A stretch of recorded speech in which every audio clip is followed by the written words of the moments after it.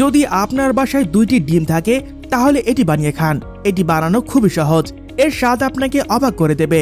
শুরুতেই আপনার দরকার হবে মাঝারি সাইজের একটি পাত্র।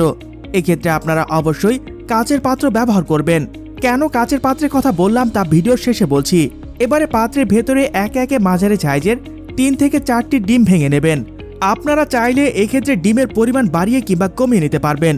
এবার একটি চামচের সাহায্যে ডিম ভালোভাবে ফেটিয়ে নেবেন। এবারে এর ভেতরে কিছুটা পরিমাণ লবণ দিয়ে দেবেন। তারপর আবারও চামচের সাহায্যে খুব ভালোভাবে ফেটিয়ে নেবেন, যাতে করে লবণ ডিমের সাথে খুব ভালোভাবে মিশে যায়।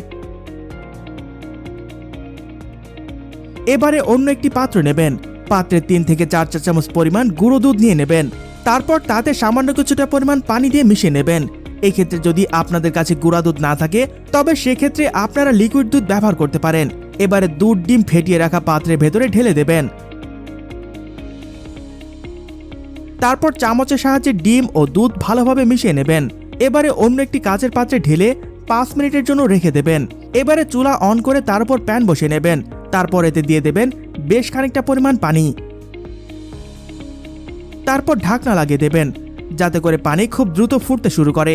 পানি ফুটতে শুরু করলে এবারে পাত্রসহ মিশ্রণটিকে এইভাবে করে পাত্রের ভেতরে বসিয়ে দেবেন। এই ক্ষেত্রে একটু সতর্ক থাকবেন, কেননা পাত্রটি বসাতে গিয়ে আপনার হাত গরম পানিতে পুড়ে যেতে পারে। তারপর ঢাকনা লাগিয়ে দেবেন। এক্ষেত্রে বলে রাখি, আপনারা যে পাত্রটি ব্যবহার করবেন অবশ্যই খুব ভালো মানের কাচের পাত্র ব্যবহার করবেন।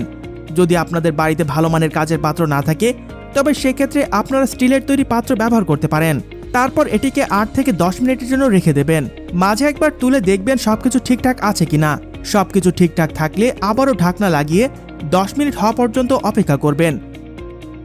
10 মিনিট পর ঢাকনা তুললেই দেখতে পাবেন এটি প্রস্তুত হয়ে গেছে। তারপর পাত্রটিকে বাইরে নামিয়ে নেবেন এবং অপেক্ষা করবেন ঠান্ডা হওয়ার জন্য। চুলা থেকে নামানোর পর এটিকে দেখতে মোটামুটি এমনই দেখাবে। ঠান্ডা হয়ে আসলে সেটিকে অন্য একটি পাত্রে তুলে নেবেন। সবশেষ আজকের রেসিপিটি প্রস্তুত। এটি দেখলেই খেতে ইচ্ছে করবে। আপনি এর ঘ্রাণেই বুঝতে পারবেন এটি কতটা সুস্বাদু। এটি আপনার বাড়িতেই খুব সহজেই তৈরি করে নিতে পারবেন। এটা একবার খেলেই আপনি বুঝতে পারবেন এটি যেই দেখবে তারই খেতে ইচ্ছে করবে। আপনি এটি বানিয়ে যাকে যাকে খাওয়াবেন সবাই আপনার ফ্যান হয়ে যাবে।